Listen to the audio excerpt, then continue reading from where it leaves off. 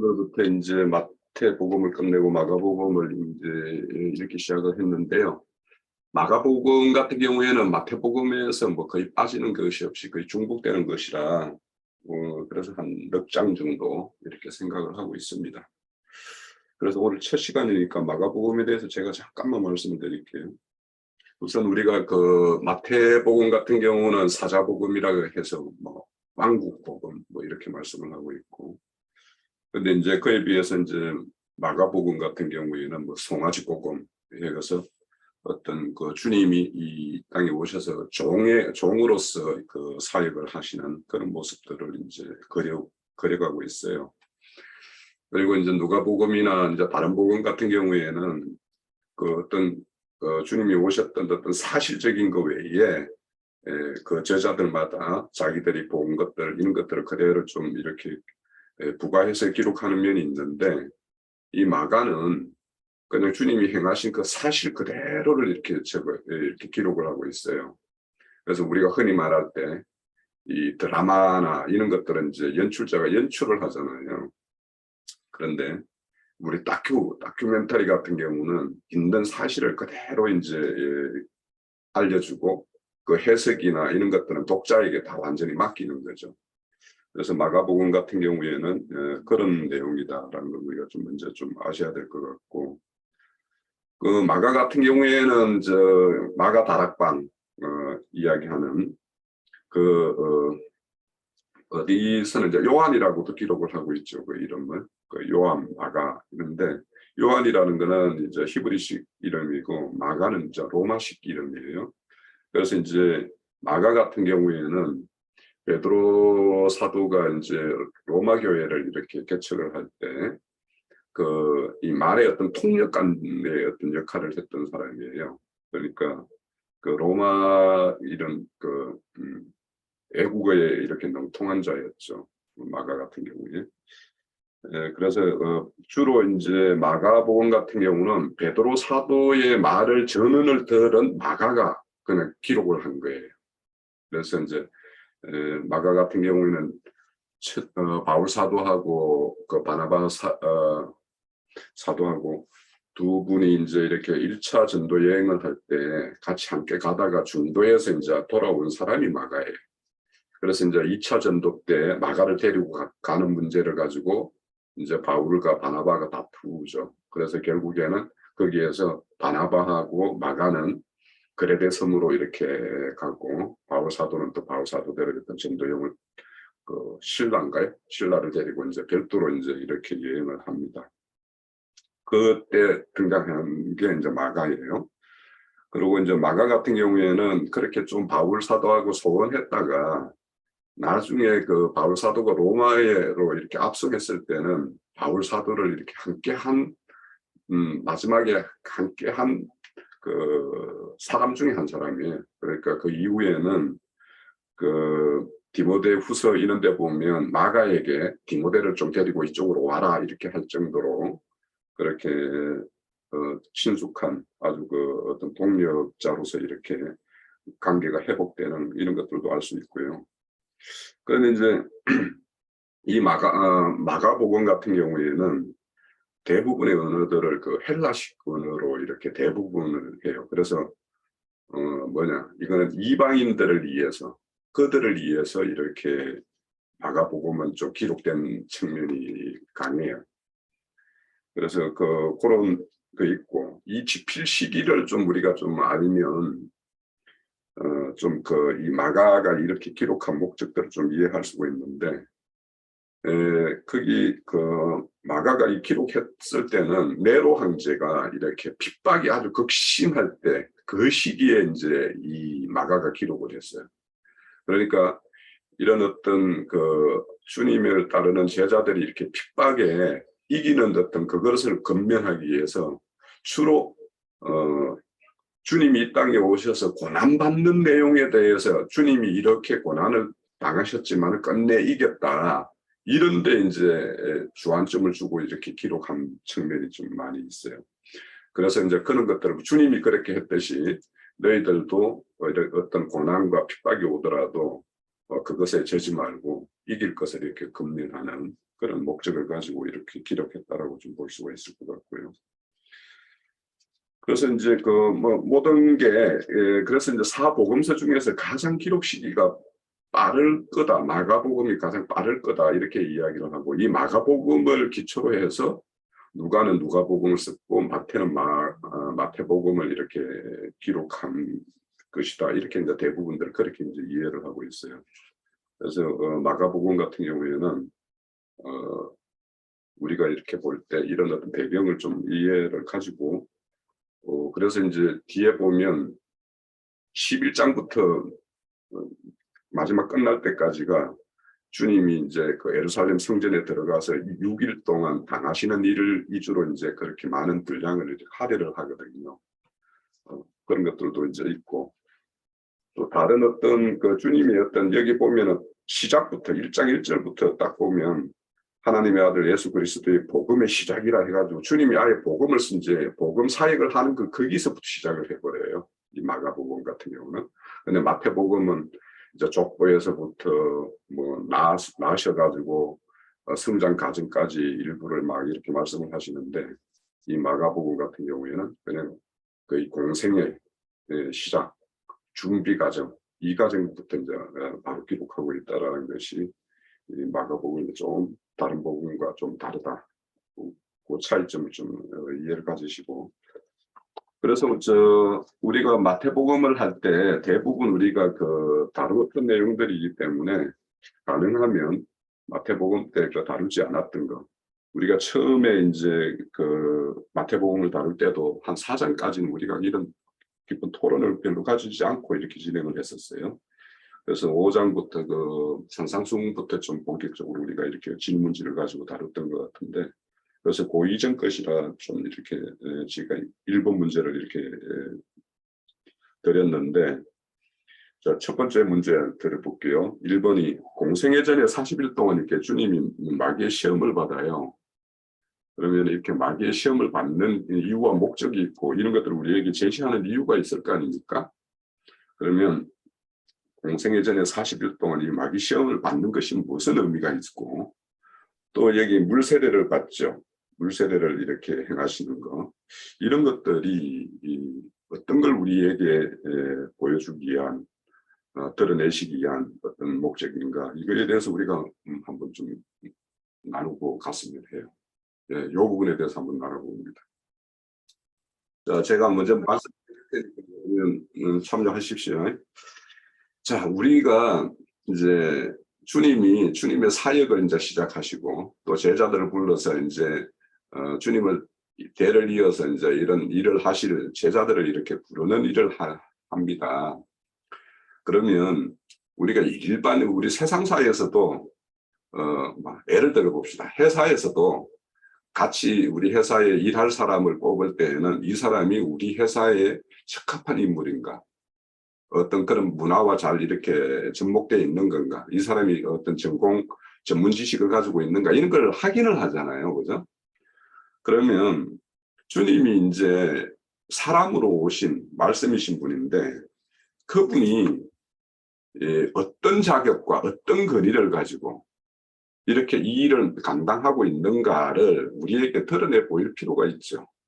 그리고 이제 주님을 이어서 따를 제자들도 이런 과정을 거쳐서 거기에 적합한 그러니까 뭔가 이렇게 시험이라면 합격자만이 이 사역을 감당할 수 있다는 걸 우리에게 보여주는 거예요. 그래서 결국에는 이 사역이라는 것은 영적인 전쟁 아닙니까? 그럼 영적인 전쟁을 수행할 그 용사로서의 어떤 이기는 생명을 가지고 있는지 없는지를 확인을 해야 될 거 아니에요. 그래서 사실은 마귀에게 이렇게 시험을 붙여서 그 주님이 싸워야 될 거는 세상을 이렇게 미혹해서 이렇게 건세를 가지고 있는 그 사단 마귀와 이렇게 싸움을 해야 되기 때문에 그 사단 마귀들이 이 세상을 주관하는 어떤 그런 그 무기들을 가지고 있어요. 그래서 그것들을 보면 우리 요한일서 2장 16절에 보면 육신의 정욕, 안목의 정욕, 이생의 자랑이라는 것을 이렇게 말을 해요. 그러니까 우리가 세상을 이긴다라는 것은 대표적으로 이 세 가지를 이기는 걸 말해요. 그러면 주님이 이 땅에 오셔서 당연히 율법도 이겨야 되겠고, 그 마귀가 그 권위를 이렇게 행사하는 어떤 사망 권세도 이겨야 돼요. 그래서 우선 세상과의 싸움을 위해서 이 마귀가 시험하는 내용들을 보면 금방 요한일서 2장 16절에 있는 그 세 가지 항목하고 딱 일치를 합니다. 그래서 육신의 정욕이라는 거, 배고픔을 이기는 거, 이런 것들과 또 성전 꼭대기에 가서 뛰어내려라. 그러면 네가 하나님의 아들이거든 천사가 너를 이렇게 받쳐서 돌에 붙이지 않게 하지 않겠느냐. 그럼 이거는 이제 이생의 자랑이에요. 그것이 이 성취가 되어졌을 때. 그리고는 이제 그 천하 만국을 보여주면서 나한테 절을 하면 이것을 다 내게 주겠다. 이거는 안목의 정욕이죠. 그러니까 이 모든 만국을 보여주고 그것들을 이렇게 그걸 위해서 자기에게 이렇게 절하게 하는. 그래서 이것들을 이 주님이 다 이기셨어요. 대표적으로. 그래서 이제 이기는 생명이었음을 증명하죠. 그래서 이제 40일이라는 것도 우리가 알다시피 고난의 수, 뭐 연단의 수 이런 것들을 상징하고, 그래서 우리가 그 강야 40년을 이렇게 하는 것도 그것도 이제 고난의 어떤 그 과정을 이기는 어떤 그런 것을 상징하는 것인데, 그런 어떤 40이라는 게 여러 가지로 있죠. 또 시내산에서 모세가 이렇게 율법을 받을 때에도 40일 동안 그 산에 가서 주님 하나님과 이렇게 대면하면서 이제 이렇게 말씀을 받아가지고 돌판을 받아가지고 내려오는 것. 그래서 이런 40일이라는 것들은 인간의 어떤 한계. 그래서 우리가 태장을 칠 때도 40에 하나를 감한 거 뭐 이렇게 치게 하는 이런 것들도 이제 이런 어떤 40이라는 게 어떤 인간의 어떤 한계에 어떤 도전하는 그 한계를 넘어서는 어떤 이런 것이기 때문에 어떤 40이라는 것이 있고요. 그리고 이제 뭐 세대에 대해서는 우리가 뭐 전번에 많은 어떤 그 침례교단하고 이렇게 말씀을 나눴는데, 그러니까 물침례라는 것은 결국에는 애생명을 이렇게 애생명, 애자, 애창조 세계 이런 것들을 다 끝내는 것이 물세례거든요. 그래서 주님이 그 세례를 받으심으로 인해 가지고 저는 이제 이 세례가 사도행전 10장 37절에 보면 그 물세례를 선포한 후에 이렇게 나와요. 그리고는 이제 물세례가 끝나고 난 다음에 바로 이어지는 게 성령 세례를 받아요. 여기에서도 우리 기록에 보면 물침례를 받고 난 다음에 성령이 이제 임해가지고 하늘이 갈라지고 성령이 비둘기같이 그에게 내리고 하늘로부터 소리가 나서 내 사랑하는 아들이라 이렇게 성령 세례가 바로 이제 임해져요. 그래서 물세라는 것은 어째 보면 애생명의 어떤 애창조를 다 끝내버리고 그래서 이제 새롭게 어떤 새로운 어떤 성령 세례를 받을 수 있는 그 토대가 되는 것들이 이 물침례이기 때문에, 그래서 주님이 그것을 완전히 이루었기 때문에 우리는 이제 그 침례를 받을 필요가 없는 거죠. 그래서 사도행전 10장 36절, 37, 38절은 한번 그 시간 나시면 한번 읽어보시고, 그래서 그 세례라고 하는 어떤 그 세례, 그걸 이룸으로 인해서 주님은 이 땅에 어떤 율법의 요구, 정결 예식의 어떤 그런 것들, 모든 것들을 이렇게 완성하는 것이 물 세례를 받으시고 성령 세례를 받으시는 어떤 이런 모형으로 우리가 1장의 내용은 저는 그렇게 이해를 가지고 있습니다. 자, 저는 여기까지 말씀드릴게요. 저는 이 광야 40년 여기를 이렇게 비추어서 지금 광야 40년을 예수님께서는 40일을 압축해가지고 그거를 그 이스라엘 백성들이 그 광야를 건넜던 거를 지금 이렇게 이제 대체해가지고 그 과정을 주님이 한 번 더 이렇게 보여주시는 걸로 그래서 그 광야 40년을 주님이 어떻게 성취하시는지 그거를 이렇게 보여준다고 보입니다. 일단 광야에서 있었던 일이 두 가지라고 보여요. 하나님께서 공급하시는 것을 먹고 마실 것인가? 아니면 마귀가 공급하는 것을 먹고 마실 것인가를 시험하는 곳이라고 보여요. 고린도 전서 10장에서 보면 거기서 그 반석을 쳐서 나오는 물을 뭐라고 얘기했느냐? 저희를 따르는 그리스도라고 이렇게 표현이 돼 있어요. 그래서 그 반석에서 나오는 그 물을 먹을 것인가, 또는 감추인 만나를 먹을 것인가, 이것을 확고하게 결정하고 그것만 먹고 마시고 가느냐, 아니면 메추라기를 구한다든가, 또는 그 애굽에서 먹던 것들을 구하고 또 애굽으로 돌아가는 길을 사이에 그거를 추구하는 사람들이 있고, 또 이 왔다 갔다 하고 갈팡질팡하는 사람들이 그 40년 과정인 것 같아요. 그래서 마태복음 6장 31절에 보면, 그러므로 염려에 이르기를 무엇을 먹을까, 무엇을 마실까, 무엇을 입을까 하지 말라, 이렇게 말씀하셨을 때, 이 광야에서 이 기간이 무엇을 먹고 무엇을 마시고 무엇을 입을까를 이제 결정하는 그 기간이라고 보입니다. 그래서 확고하게 그런 것을 염려하지 말고 딱 나는 내가 이것을 먹겠다. 그러니까 주님이 공급하시는 물과 주님이 공급하시는 그 물을 마시고 만나를 먹고, 그리고 나서 의의 옷을 입기를 딱 결정을 하느냐 안 하느냐, 그것을 결정되는 그 기간이 이 광야 40년이었고, 오늘 예수님이 이기시는 그 내용도 그런 내용이 아닐까, 저는 이렇게 보았습니다. 여기까지입니다. 네. 또 여기에 대해서 더 보충. 예, 니나 다음에.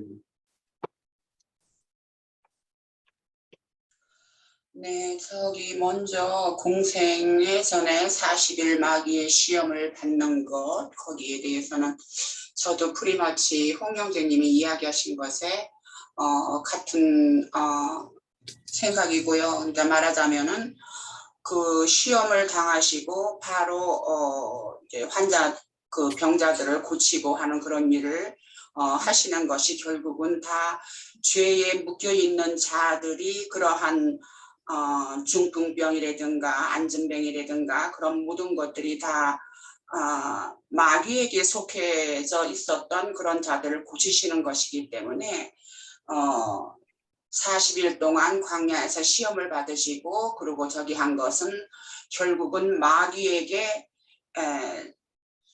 영적 전쟁을 하심으로써 이기는 그것으로 인해서 능력을 덧입혀서 그렇게 마귀에게 묶여져 있는 사람들을 고치시고 하는 그런 일을 하실 수 있다는 그런 저기로 해서 그런 과정을 거치셨다.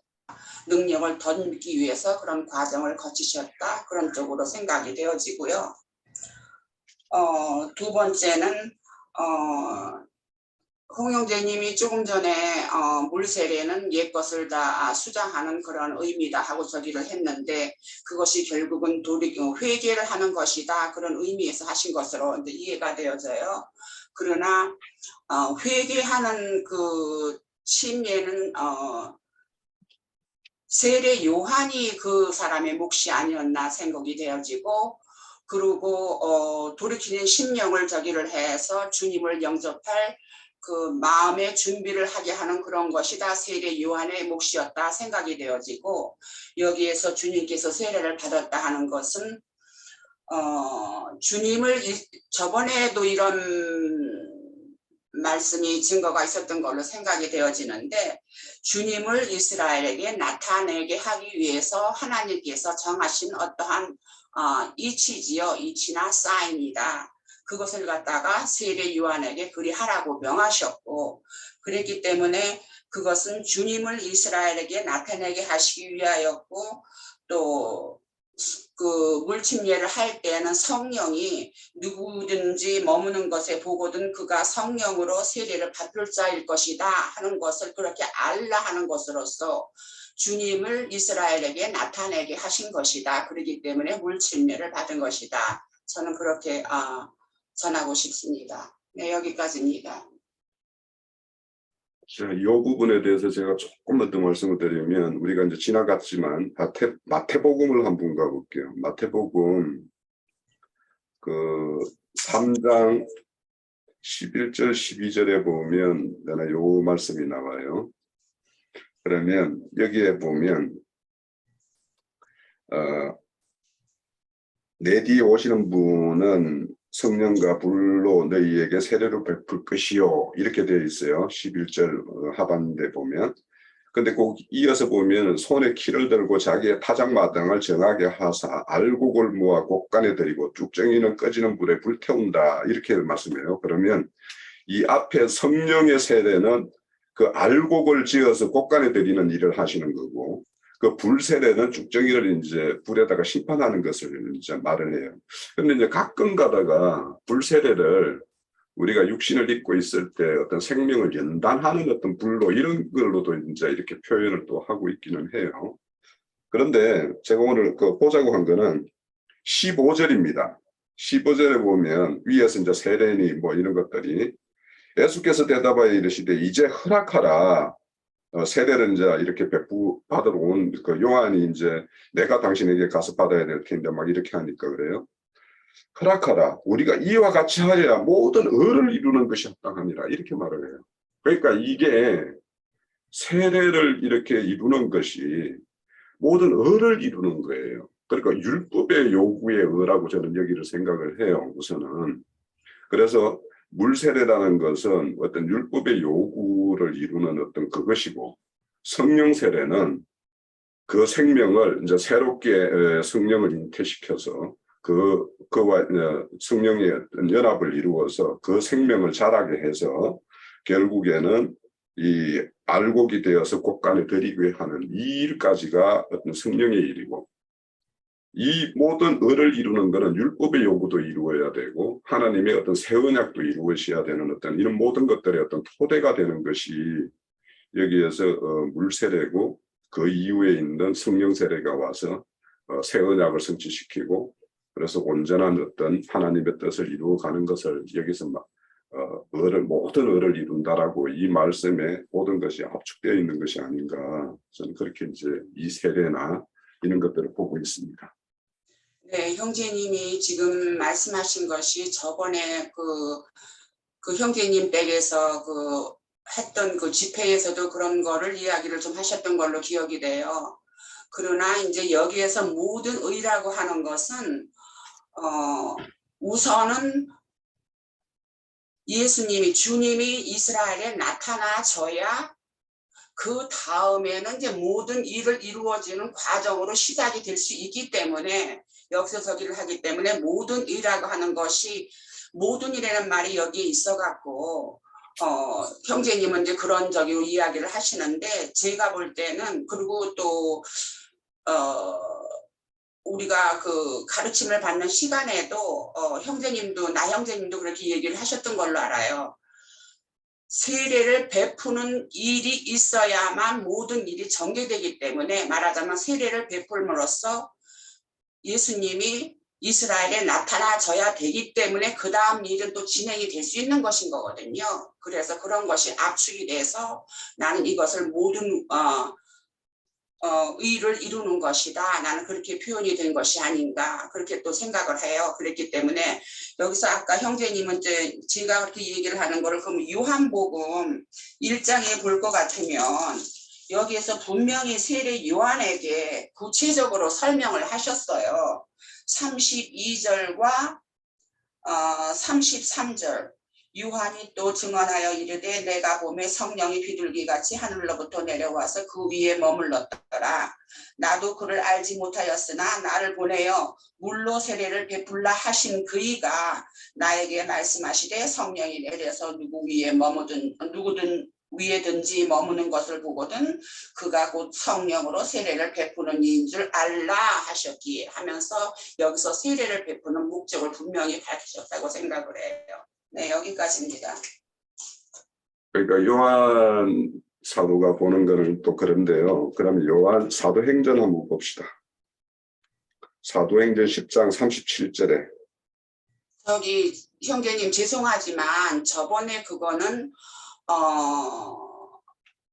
기억하기에 또 형제님이 저기 홍 형제님이 나 형제님한테도 그것도 또 질문도 하셨잖아요. 그랬을 때도 그것은 시대적으로 좀 구분이 돼야 되는 것이다. 별도로 저기를 해야 되는 것이다 하는 것으로 이야기를 하셨던 것으로 알아요. 저도 그렇게 잠시만요. 이해가 되고요. 예. 그러니까 그러나 그게 예. 단순히 드러내는 것만이 아니라 이게 뭐냐면 세례라는 것을 주님이 이 땅에 오셔서 맏아들로서 모든 것을 대표로 받는 거거든요. 그러니까 받는 측면이 있어요. 그리고 주님이 이 땅에 오셨을 때 율법 아래로 오셨어요. 그러면 율법을 아래로 온 이유는 뭐냐면 율법의 요구를 모든 걸 이루기 위해서 아래로 오셨거든요. 그러면 그 사도행전 10장 37절에 보면 곧 요한이 그 세례를 반포한 후에 이렇게 해요. 그러고는 그냥 갈릴리에서 이제 시작하여 온 유대 땅에 이제 복음을 전파한다 이렇게 말씀을 해요.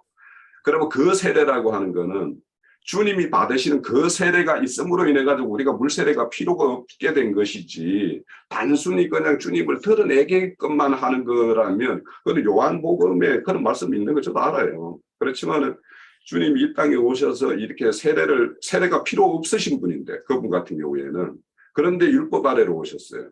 그리고는 그 세례를 받는다라는 거는 세례가 필요 없는 분인데 그분은 세례를 받으셨어요. 그러니까 이런 것들은 이런 어떤 주님의 어떤 애언약이라고 해서 그거는 그냥 팩이 그냥 성취해서 그냥 그것을 이렇게 이루는 것이지 그거를 폐기시키는 게 아니잖아요. 그러니까 이 세례도 주님의 어떤 그 율법에 있는 어떤 정결 외식이나 이런 것들을 하는 이유가 다 그는 어떤 시선과 어떤 내 생명의 어떤 죽음과 이런 것들을 다 대표하고 있기 때문에 그래서 그런 것들을 주님이 이 땅에 오셔서 성취하지 않았다라면 지금도 우리 또 세례를 받아야죠. 그러면 그것이 단순히 드러내는 것이 드러내기 위한 그만이라면 그분이 드러내셨고 그렇게 했어요. 그러면 우리도 그 길을 그대로 따라가야죠. 그게 성취가 안 되었다라면. 그래서 저는 그렇게 이런 어떤 주님이 이 땅에 오셔서 행한 거는 그분이 대표로서 모든 걸 다 이루셨고 그래서 우리는 그거를 믿음으로 연합해서 그냥 세례를 이렇게 이룬다. 저는 그렇게 보고 있어요. 예를 읽어드리고 자, 두 번째는 인자로 오신 예수님이 부르고 세운 12제자를 이렇게 부르시는 모습이 이제 우리 그 마가복음 오늘 읽었던 내용에 있죠.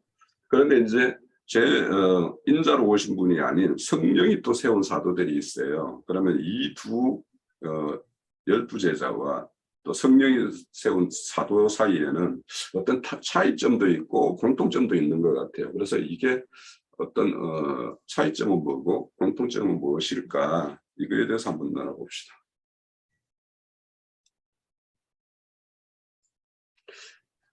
자, 그러면 제가 먼저 말씀을 드려볼게요.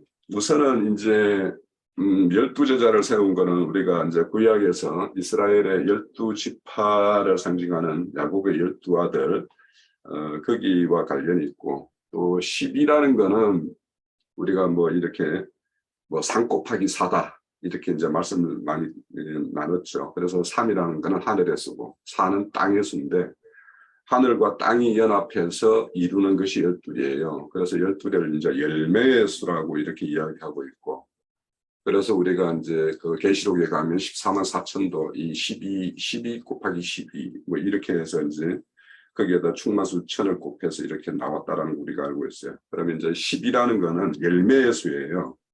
그래서 이제 이 12와 이제 다음 수요일이겠네요. 거기에 나오면 거기에 10이라는 숫자가 되게 많이 등장을 합니다. 12년 혈류병 앓던 뭐 여자 또 야이로의 딸이 그게 이렇게 죽었다가 다시 살림을 받는 그때 이제 야이로의 딸이 12살이었더라 이런 말도 나오고 또 오병이의 기적에 보면 12강줄이 이런 말이 나와요. 그래서 10이라는 거에 대해서는 우리가 좀 특별한 의미를 이제 가지고 있고 그렇게 이해해야 될 부분이 있다라고 생각이 들고 그래서 이제 제자를 이렇게 불렀고 이제 성령이 이렇게 세운 거는 이제 대표적으로 이제 바울 사도하고 뭐 바나바라든지 또 예수의 이제 혈육의 동생인 야고보와 또 유다서를 기록한 그런 분들도 다 이제 성령이 세운 분들이죠. 그러면 이제 이런 분들과 물론 이제 그 120분도 그분들도 이게 그분들은 인자 예수 때를 거쳐서 이제 성령의 때까지 이렇게 다 이렇게 겹쳐서 그런 사람들을 나중에 이제 파송한 걸로 보면은 이게 어떤 공통점이 있고 분리되는 점이 있는 것 같아요. 그래서 이제 저는 이제 이 12제자와 이 사도를 이게 훈련받을 때를 제자라고 이야기하고 단순히 보냄을 받았을 때 이제 훈련을 마치고 주님이 목적해서 이렇게 파송을 할 때 그때를 이제 사도라고 말하는 이 구분 정도밖에 차이가 안 나는 것인가? 저도 이건 말씀을 이렇게 좀 추구해 보면서 이 정확한 구분이 있는 건가? 어떤 경계가 있는 건가? 아니면 좀 아니면 이게 어느 시대에서 어디 그 제자에서 어떤 사도로 이렇게 넘어가는 그런 어떤 단순한 그 이제는 사역을 담당했을 때의 어떤 그런 표현인가 이런 것들이 좀 말씀 추구하면서도 명확하지는 않았어요. 그래서 오늘 이 시간에는 좀 다른 형제들이 말씀 주시는 거나 또 이 부분에 대해서 장로 형제님 참여하셨으니까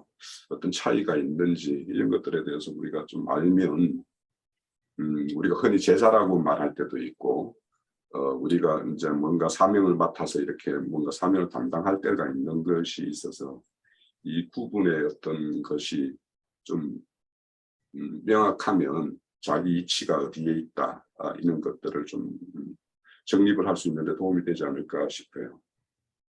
그런데 이제 우리가 생각할 거는 에베소서 2장 20절에 보면 너희는 사도들과 선지자들의 터위의 서움을 입은 자라 이렇게 말씀을 해요. 그러면은 여기에 사도들이라는 거는 이 제자 과정을 거쳐서 그들이 이제 사도로서 이렇게 사역을 했던 그런 것들을 이렇게 복합적으로 말씀하시는 것 같아서 이 제자와 사도를 그러니까 온전함에 이른 자는 사도인 것 같기도 하고 뭐 그런 어떤 좀 차이를 좀 약간은 이렇게 있겠다 싶으면서도 명확하게 제가 정리를 못 하겠습니다. 예, 윤영재님. 그 예수님이 십자가에 못 박혀 죽기 직전까지 있었던 일 중에서 특별하게 특별한 부분이 뭐냐면 유다 사건이라고 저는 이 질문을 통해서 이렇게 이제 생각해 보는 거. 유다가 예수님을 팔고 제자들 사이에서 떨어져 나갔어요. 그건 왜 그렇게 돼 있는가? 그러니까 주님이 그 인자 예수로서 오신 그분의 제자로서 3년 반 동안 이렇게 같이 다녔었지만 그분의 가르침이 그에게 인격이 되고 또 생명이 되지 않았다 이렇게 이제 지금 뭐 갑자기 이렇게 정리하는 거니까 그렇게 생각이 되어져요.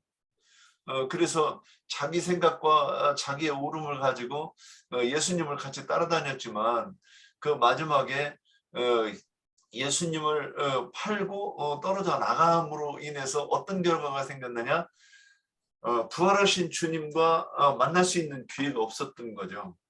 그래서 그런데 그 이 11제자와 또 마가의 다락방에서 120명의 문도가 함께 그 성령의 능력으로 덧입혀지는 그 현장에 없었어요. 그 다음에 그 부활하신 예수님이 제자들에게 찾아오셔가지고 성령을 받으라고 말씀하실 때도 없었고 또 이렇게 그 가르치심을 주실 때도 유다는 없었어요. 그러면 그 차이가 어떤 그 유다의 한 사람으로서 이렇게 어떤 딱 도드라지게 어떤 이렇게 그 설명할 수 있는 뭐 이 소재가 되지 않을까 저는 그렇게 싶었어요. 그래서 능력으로 덧입혀진 오순절 성령을 받은 이후에 그 제자들은 그래서 어디서 이제 극적으로 또 달라지느냐면 마가다락방 성령 임하실 때 그들이 어떻게 됐었느냐, 사람들이 자기들을 발견할까봐 그 문을 닫고 숨어서 기도하고 있었던 그들이 성령이 임하자 이제 백주대로에 뛰어나가 가지고 사람들 그 군중들 앞에서 예수는 그리스도라 복음을 전했을 때 수없이 많은 사람들이 이렇게 돌아오는 그것이 이제 사도행전에 기록되어 있는데 성령으로 세우신 그 제자들의 특징이라고 하는 건 뭐냐? 능력으로 덧입혀서 순교도 두려워하지 않고 복음을 전하는 사람들이지 않았을까? 또 그 이전에는 죽기를 두려워하는 그런 그 제자들이 아니었을까? 뭐 이렇게 한번 여기까지 얘기해봤습니다. 예. 네. 저는 이제 하나 더 생각해 볼 부분이 이제 이런 게 있는 것 같아요. 그러니까 주님이 인자로 오셔서 세웠던 제자들은 이런 어떤 그들이 원래는 이제 그 유대인들이었고 그렇기 때문에 이제 사실은 이제 율법 아래 있었던 자들이죠. 그런데 이제 율법의 시대와 이 이방인의 시대, 교회의 시대를 이 인자 예수님이 불렀던 이 제자들이 거루투기 역할을 좀 하고 있는 것 같아요. 그래서 그 거루투기 역할과 또 이제 순수하게 성령이 세운 그 바울 사도나 이런 사람들은 순수 이제 교회 시대에 교회를 건축하고 교회를 세우는 일에 거의 전력을 하는 부분이 있는 것 같아서 그래서 이제 보면 그들도 이제 사도로서 나중에 보냄을 다 이제 제자지만 사도로서의 역할을 하지만 이들은 어떤 시대를 이어있는 그런 거루투기 역할에서 조금 차이가 있나 뭐 이런 생각을 또 한번 좀 해봤어요. 자, 이 부분에 대해서 더 주실 말씀 있으시면 말씀하시고요. 저도 그쪽으로 생각을 했었거든요. 지금 형제님이 금방 이야기하신 것처럼 12제자는 그 이스라엘 백성들에게 복음을 전파하는 그런 쪽으로 더 쓰임이 되었다 하면 성령이 인도하심으로써 얻어진 제자들은 이방인들에게 복음을 전하는 그쪽으로 더 쓰임이 된 것이 아닌가 하는 것으로 저기하고 글쎄 같은 일이라고 하는 것은 저는 또 형제님이 질문하신 거에서 조금 또 달리 생각을 했는지는 몰라도 다 주님의 성령을 같은 한 영 한 마음을 가진 사람들로서 영이다 한 영이고 같은 마음이다 한 영이다 같은 가르침을 받은 것은 다 공통한 것이고 12제자나 그 성령으로 받은 성령으로서 얻은 그 사도들은 그 하는 역할이 지역적으로 달랐다 하는 그쪽으로 저는 그렇게 생각을 해봤습니다. 네, 여기까지입니다. 네. 자, 이 부분에 대해서 더 주실 말씀 있으시면 듣고 아니면 넘어가겠습니다. 자, 그리고 이제 마지막 세 번째 문제로 갈게요. 자, 우리 마태복음에서는 마태복음 13장에 보면 31절에서 32절에 보면 겨자씨 비유하고 누룩에 대한 어떤 비유가 이어져 있어요. 그러면 이제 우리는 여기를 요 비유와 지금 마가복음은 씨 뿌림과 그리고는 이제 그 씨가 자라서 열매가 되는 것과 또 이어서 이제 그 겨자씨를 이렇게 붙여서 이제 이렇게 말씀을 하고 있어요. 그러면 이 배열이나 이런 걸로 볼 때 말씀하는 어떤 취지가 좀 다른 차이가 있는 것이 아닌가 싶은 생각이 들어요.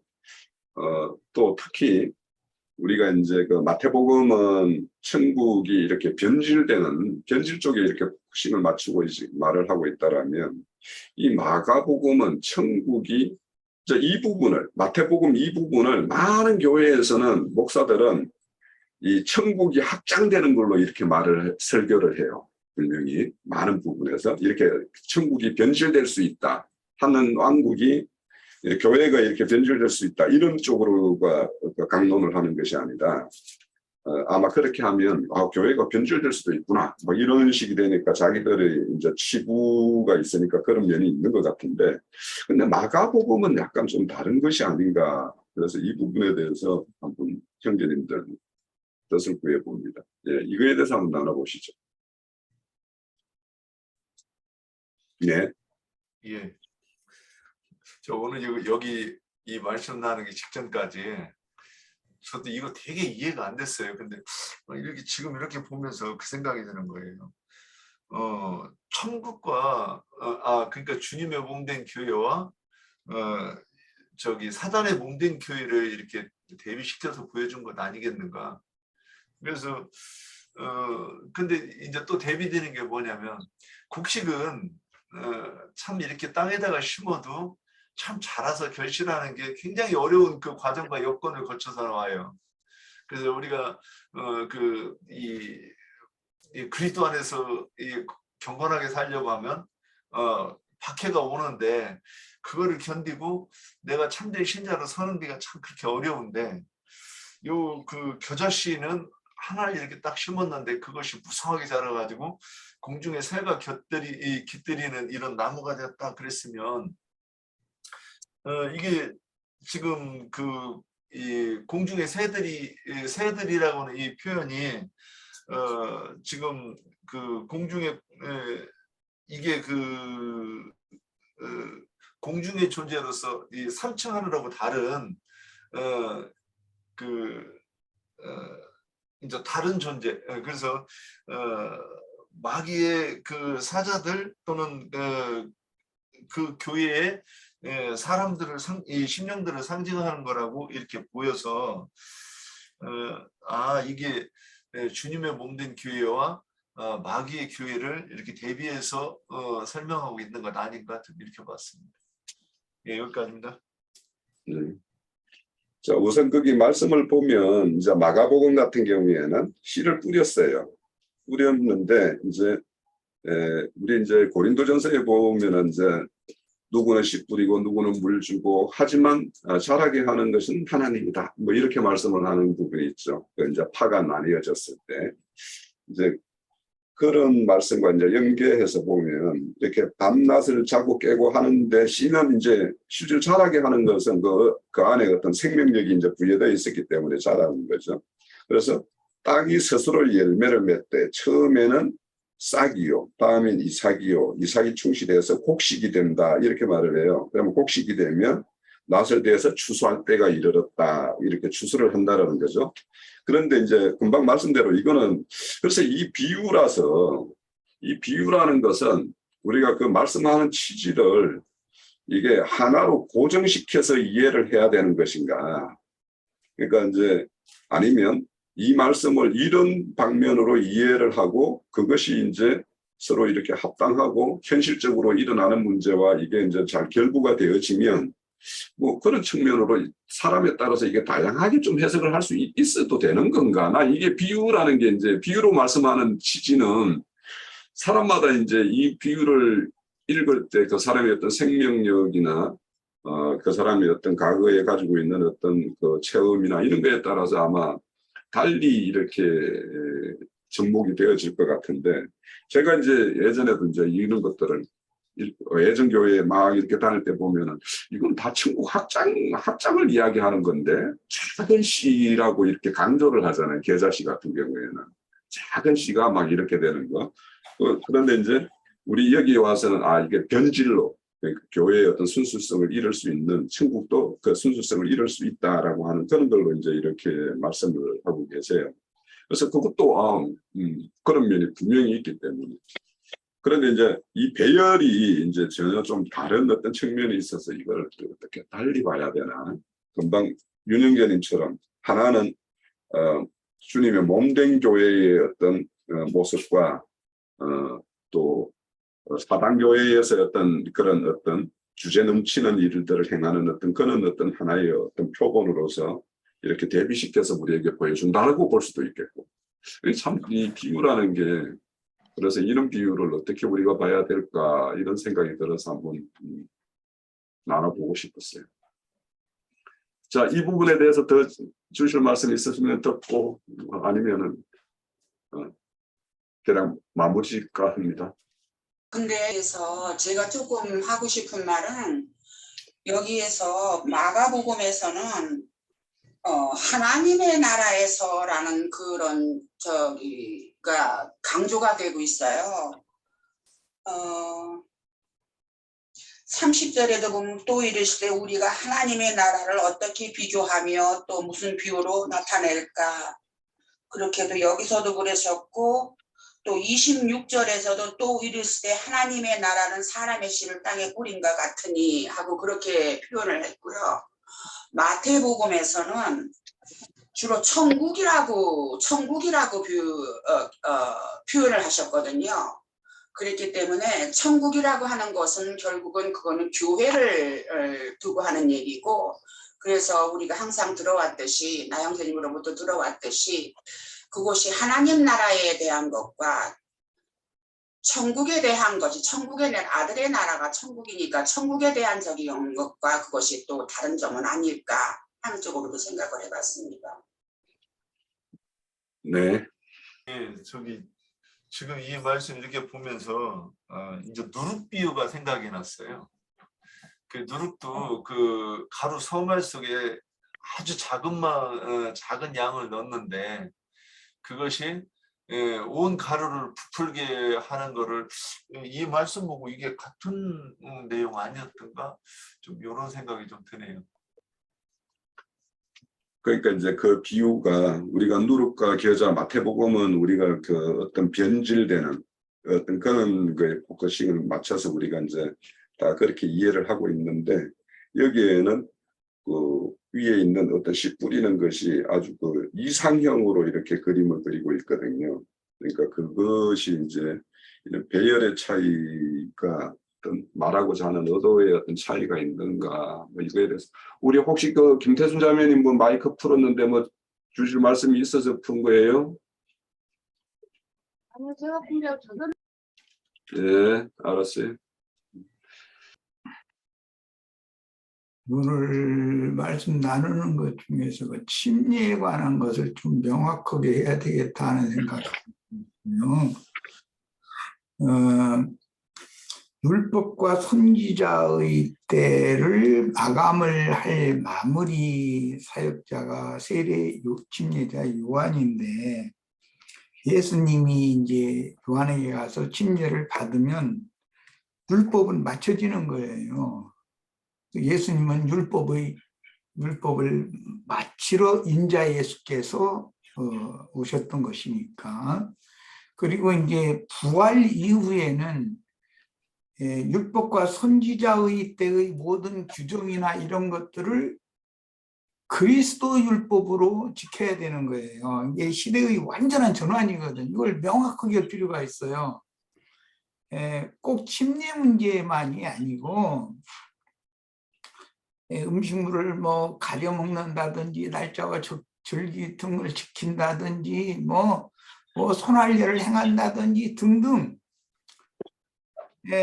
율법과 선지자의 때의 하던 행습을 성령으로 오셔서 영의 일로 모두가 다 새 것으로 지금 새 법을 만들어서 공포를 하신 이후에도 겸해서 하려고 한단 말이에요. 그때 당시 사람들이. 그런데 그런 행습을 오늘날까지도 계속 하다 보니 안식일 교단이라는 것이 날짜 지키는 거예요. 그것이 있고, 그 뭐 어머니 교회인가 그거는 거기는 또 6월절 교회한테 와서 6월절 절기 절기 행사를 해야 된다는 거예요. 아주. 그러니까 물침례를 받아야 되느냐 안 받아야 되느냐 이걸 가지고 바울 사도의 생각이 왜 다르냐. 아니 지금 예수님 오셔서 율법의 마침으로 모든 것을 다 예수가 죽으면 모든 게 다 끝난 건데, 옛것은 이게 성령이 오셨으면 완전히 새 법을 실행을 해야지. 왜 자꾸 옛것을 또 끌어오느냐. 손할례를 받으나 안 받으나 그거 다 온전한 것이 올 때까지 그냥 규정상으로 있었던 것이고, 예수님은 이 모든 것들을 다 완전하게 했지 않냐. 십자가에서 내가 다 이렇다 했지 않냐. 주님의 구원은 완전한 것인데 왜 자꾸 옛것을 또 갖다 곁들여서 겸해서 하자고 자꾸 그러느냐. 이게 이제 바울 사도가 그 점에 있어서는 베드로보다 훨씬 명확하고 밝았었어요. 처음에는. 나중에 이제 베드로도 이제 바울 사도가 알아듣기 참 어려운 말을 했다가 나중에서 깨달았지. 형제 바울 사도에게 주님의 영이 강하게 역사하고 있구나. 자기는 더디 깨닫는구나 라는 것을 본인이 나중에 시인을 하잖아요. 자, 이것은 오늘날 꼭 지난번에 그건 침례교 목사하고만 대화를 했지만 안식일 교들과 만나면은 그 문제로 다퉈야 돼요. 어머니 하나님 뭐 교단 사람들 만나면 또 그 뭐 절기 문제로 다툴 수밖에 없어요. 여호와 증인들 만나면 여호와 하나님, 아버지 하나님은 큰 하나님이고 아들 하나님은 두 번째인데 뭐 이런 식이면 또 그 문제를 가지고 다투어야 되잖아요. 이 문제가 왜 이렇게 자꾸 발생이 되는가? 세리를 받아야 되나 말아야 되느냐? 이런 문제. 야, 이것은 사람들이 옛사람이 완전히 끝나지 않았기 때문이라고 나는 판단해요. 믿음이 명확하지 않다는 뜻도 돼요. 율법과 선지자의 때의 규정과 규례를 뭔가 남기고 싶고 그걸 뭔가를 좀 보태고 싶은 거예요. 신약 복음에다가. 그리고 바울 사도는 아니 새천으로는 새 옷을 해서 입으라고 그랬는데 왜 낡은 그 옷에다가 새천 주니까 그거 갖다 지어 입으려고 자꾸 그러느냐.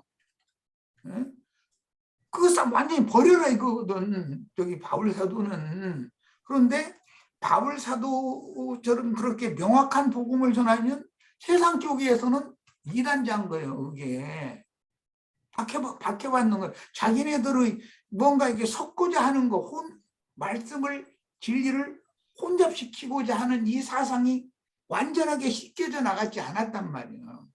베드로가 나중에 사도행전 15장에서 한 말은 아주 명료한 복음이거든. 그게 말씀을 믿음으로 마음이 깨끗게 되고 진리의 말씀으로나 거듭나는 것이다. 이것이 신약 복음이거든. 그런데 옛사람의 행습을 계속 뭔가를 끌어들여서 같이 하려고 그러는 거예요. 사람들이. 이것이 오늘날 침례교단, 장로교단, 모든 교단이 하는 짓들이 뭔가가 다 이렇게 찌꺼기를 갖고 들어오는 거거든. 우리는 이 점에 대해서 명확해야 되겠다. 지난번에 내가 그 권 목사한테 침례가 하나다라고 그랬다. 한 하나님, 한 주, 한 성령, 한 믿음, 한 교회, 침례도 하나다 그랬다. 그럼 침례를 하나만 받아야 된다면 요한의 침례를 받을 거냐, 그리스도의 침례를 받을 거냐, 성령 침례를 받을 거냐, 요한의 물 침례를 받을 거냐, 종교의식을 행할 거냐, 마음으로 성령을 믿음으로 영접해서 성령으로 나의 영이 거듭나서 새 세계로 완전히 옮겨질 거냐, 이 둘 중에 어떤 걸 해야 되는 거냐, 이 문제 아니냐 지금. 그런데 두 가지를 다 하자 자꾸 이렇게 하면 그럼 도대체 뭘 어떻게 하자는 거냐 말이에요. 한 침례를 받는 것과 특히 히브리서 6장 1절 2절에 보면 어린아이들의 옛적 그런 것들을 다 버려야 된다라고 말하는 중에 침례들이라고 하는 복수의 침례들이 나와요. 자, 그럼 거기에서 왜 그런 말이 나왔을까?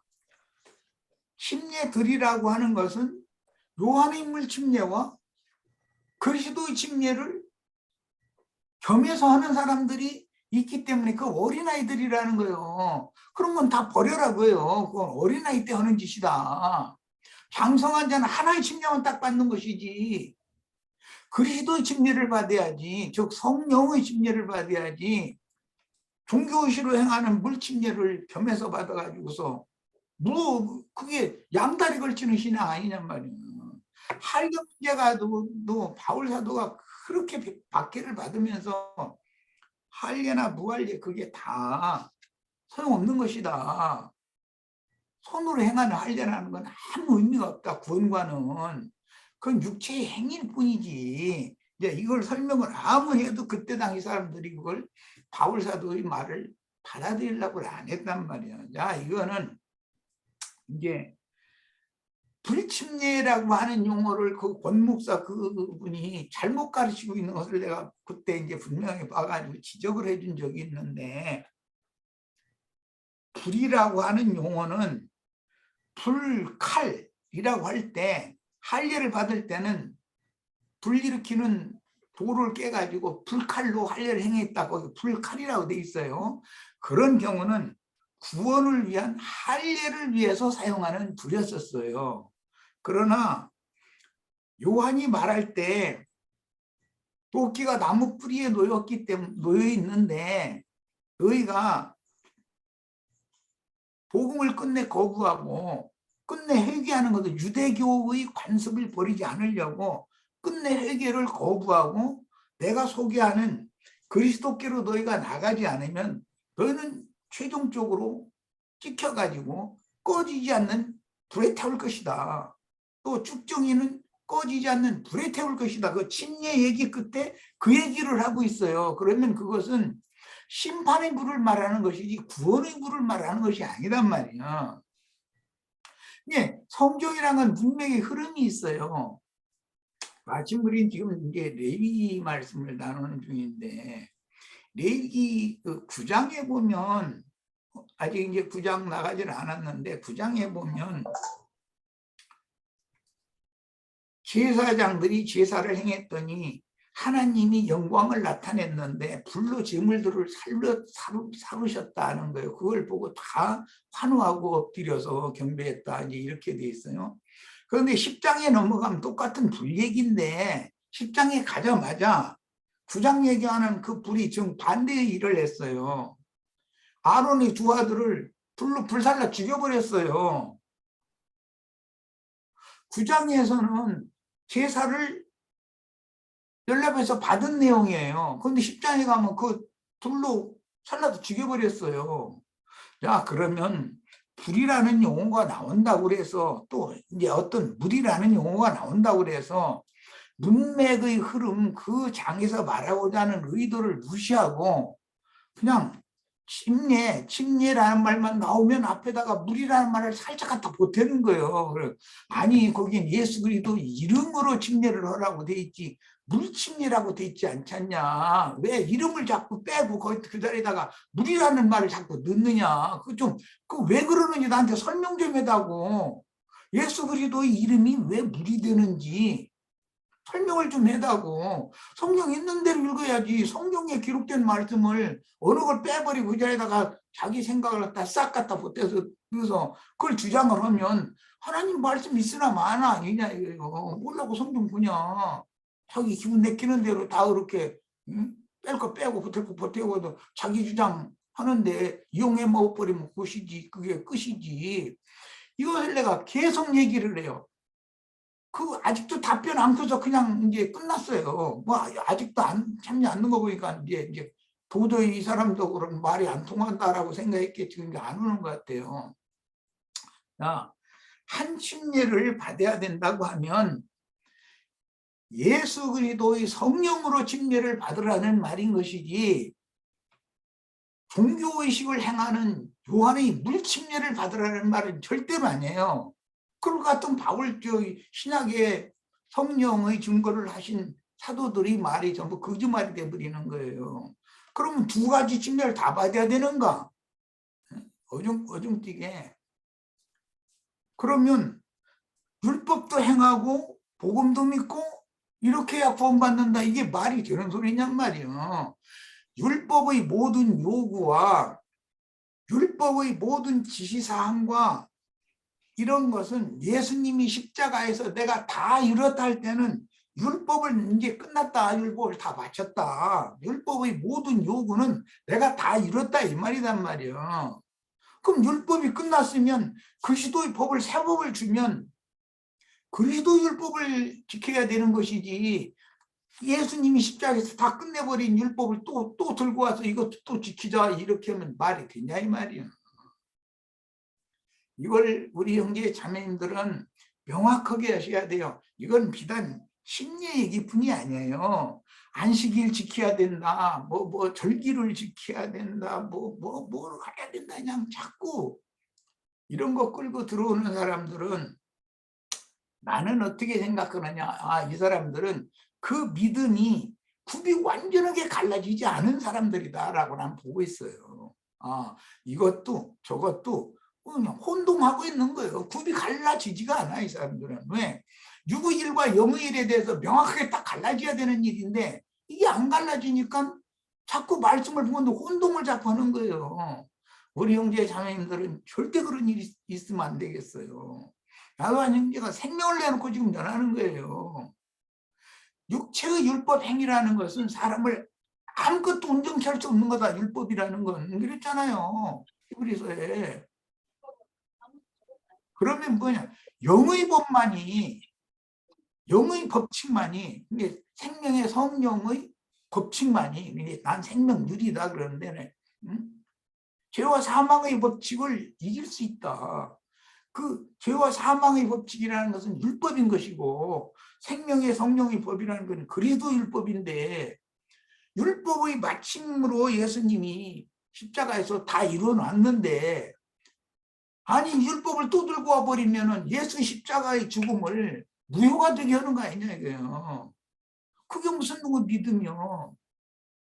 이 점에 있어서 우리 형제 자매님들 오늘 아주 나같이 명확해지셔야 되겠어요. 굽이 딱 갈라져야 돼. 옛 것과 새 것, 육에 속한 것과 영에 속한 것 이제 딱 갈라져야 되는 거예요. 오늘 이것을 꼭 말해주고 싶었어요. 예, 마칩니다.